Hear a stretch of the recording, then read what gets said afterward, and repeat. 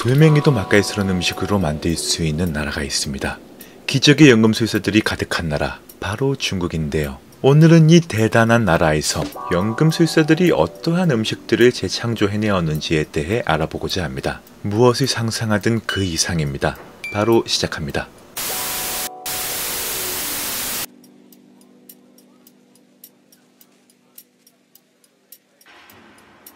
종이의 가치를 올리는 방법은 무엇이 있을까요? 당대의 화백이 그림을 그린다거나 명필이 글을 쓴다면 혹은 유명한 배우가 사인을 한다면 되지 않을까요?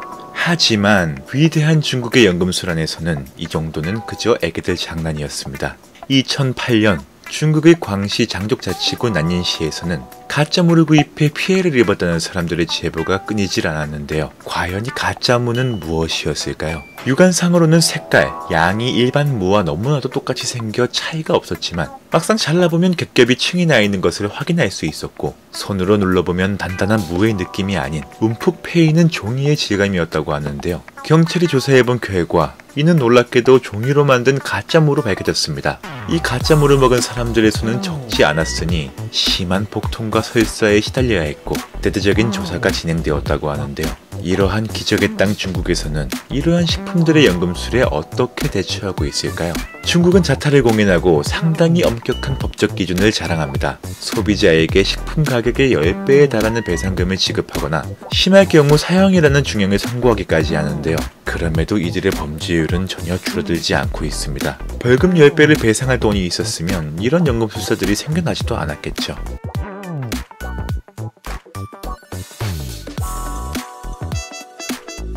양꼬치는 분명 좋은 칭따오 공급원입니다. 하지만 이 양꼬치가 사실 양이 아니었다면, 연금술사들이 만들어낸 기적이었다면 어떨까요?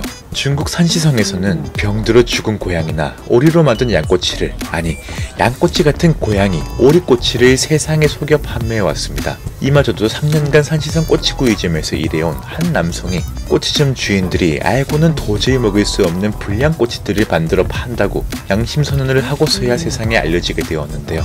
그 레시피는 과연 중국을 자랑스러운 연금술의 국가라 할만합니다. 먼저 죽은 고양이와 오리와 같은 폐고기들을 대량으로 매입해 양 오줌에 몇 시간 담근 후 각종 조미료를 섞어 20분에서 30분가량을 절입니다.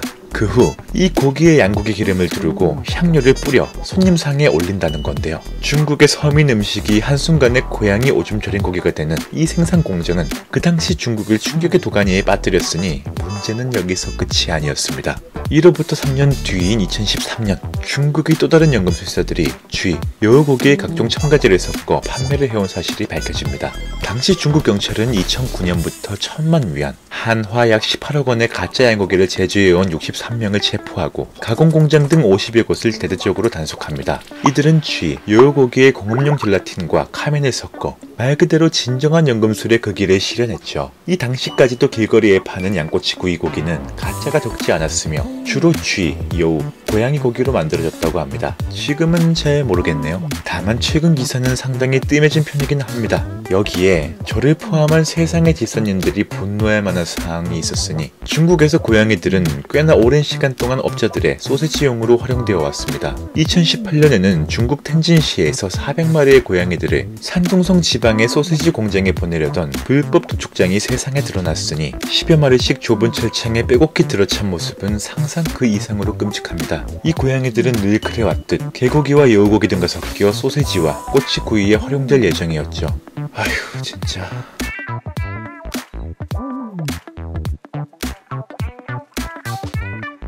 중국의 돼지고기의 새로운 가능성을 발굴하는 기술력은 단연코 정상급입니다. 불을 끄면 푸른 빛을 뿜어내는 영롱한 발광돼지고기는 온 세상을 깜짝 놀래키기에 충분했었죠. 이번 연금술은 타고난 동물의 종을 바꾸는 말 그대로 고기 재창조의 술입니다.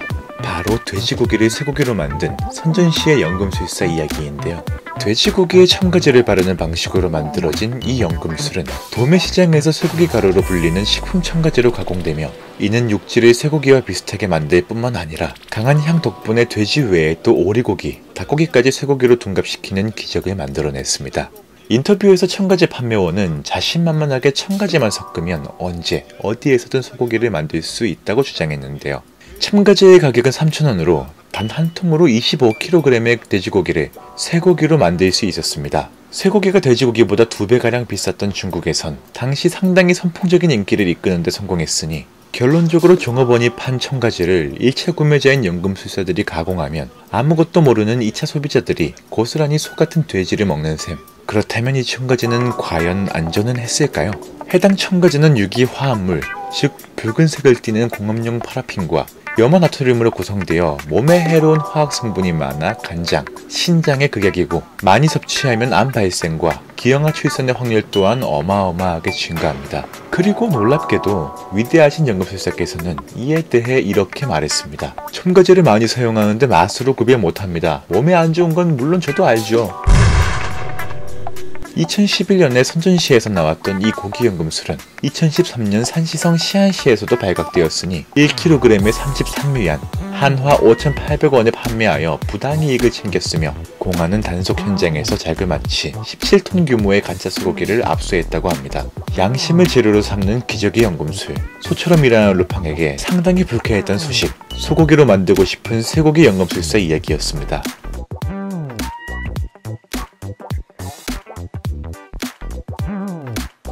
그들의 한계는 어디까지일까요? 세 번째 주인공은 견과류의 꽃, 호두입니다. 중국 허난성 정저우시의 마오라는 여성은 길거리 행상으로부터 2kg의 호두를 구입했고 서둘러 집으로 귀가했습니다.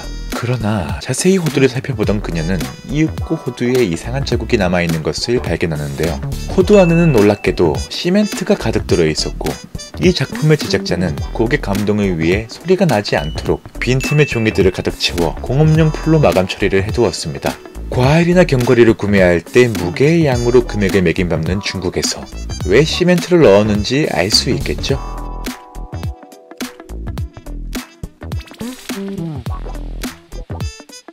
앞선 호두가 알맹이를 만들어내는 연금술이었다면 이번엔 적은 살을 채워내는 연금술입니다. 이 금지된 흑마술은 아직까지도 매달 발생하며 이어지고 있는데요. 2012년 당시 천진의 한 주부는 근처에 있는 어시장을 찾았습니다. 사랑하는 아이들을 위해 어떤 새우를 구입할까 이리저리 둘러보던 그녀는 한 가게에서 유독 살이 실하고 때깔이 고운 새우들을 발견하게 되는데요. 무려 2.5kg의 새우를 구입한 그녀는 기쁜 마음으로 집을 와 새우를 손질하기 시작합니다. 그런데 조금 이상하게 대가리가 너무 쉽게 떼어지고 새우의 몸에서 끈적끈적한 이물질이 흘러나오는 광경을 목격하게 되는데요. 무언가 잘못되었음을 안 그녀는 분노에 가득 차 시장의 상인을 찾아갔고 상인은 의외로 새우에 젤라틴 아교를 넣었다는 사실을 쉽게 시인했습니다. 그리고 이 상인은 젤라틴이 합법적인 식용 첨가물이라고 말하며 새우를 해동하면 몸집이 줄어들지만 젤라틴 새우는 20에서 30% 정도 무게가 늘 뿐만 아니라 인체에 무해하다는 궤변을 펼칩니다. 새우 대가리 대신 사장님 대가리를 떼줬어야 하는 건데 말이죠. 이 젤라틴 새우의 유통은 아직도 계속되고 있습니다. 2019년 대구에서 37세의 한 주부가 4개월가량 냉동실에 보관한 칵테일 새우를 꺼내 조리를 하다 이상한 점을 발견합니다. 프라이팬에 10분을 볶고 끓는 물에 15분을 더 삶았음에도 새우의 색은 변하지 않고 쭉 투명한 상태를 유지했던 건데요. 새우를 씹는 순간 어묵을 씹는 말캉한 촉감이 느껴졌고 결국 그녀는 모든 새우를 버려야만 했습니다. 한국소비자원에 따르면 2018년 2월부터 2019년 2월까지 1년간 총 57건의 젤라틴 아교 새우가 제보되었는데요. 다행히도 아직까지 국내에서 적발된 사례는 없는 것으로 나왔습니다. 다만 얼마나 불안하면 국내에서도 괜히 젤라틴 새우로 오인들을 하고 신고를 했을까요? 어쨌거나 저쨌거나 오래 살려면 중국산 해산물은 거르는 게 맞겠습니다.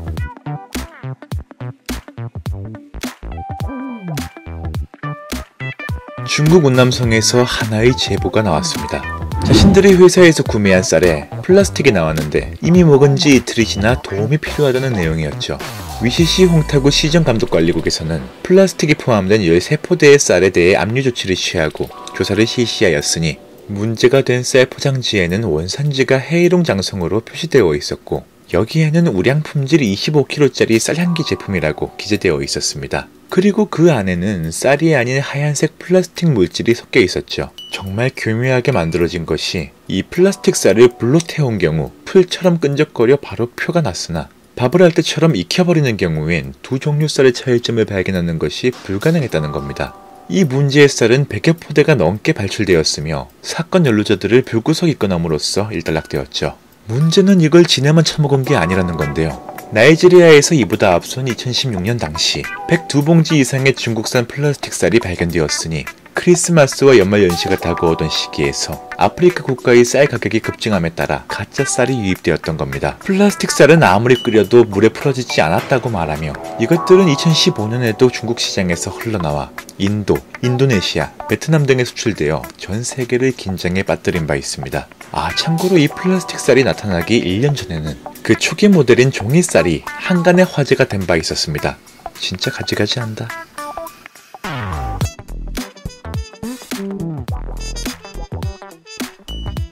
자, 남욕하기 전에 우리는 어떤지를 돌아봐야 떳떳할 수 있겠죠. 과연 우리 상인들의 문화의식은 어떨까요? 관세청에서는 원산지를 둔갑한 73개의 업체를 적발한 바 있으니 죄다 중국산 음식들을 국내산이라고 속여판 케이스들로 이는 대형마트나 백화점, 경동시장에서도 발견되었습니다.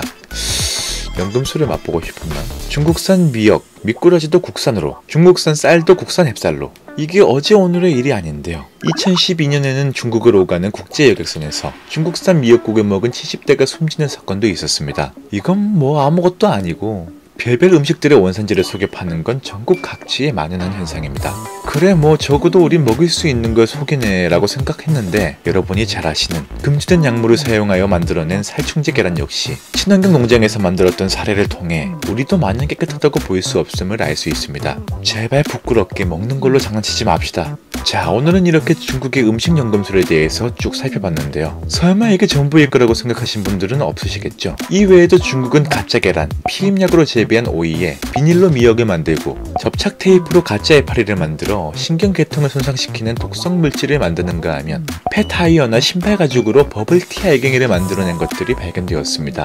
또 화장실, 미용실, 이발소 등 버려진 머리카락은 모여 아미노산액으로 변하고 염산을 넣어 간장으로 둔갑되기도 하며 과일 주스를 섞은 와인, 뇌졸중을 일으키는 불량소금, 나무젓가락 버섯, 플라스틱 국수, 플라스틱 은어 등 시대의 역작들을 줄지어 탄생시켰죠. 물론 이 외에도 정말 많습니다. 다만 사흘 밤낮을 새도 정리하는데 모자랄 것 같아 오늘 재료는 이만 여기서 마무리하려 합니다. 그래요, 대국이요. 그들의 연금술과 창작력을 높이 삽니다. 그런 의미에서 그런 건 좀 니네가 다 먹어라. 이상으로 스릴로팡이었습니다. 오늘도 시청해주셔서 감사합니다.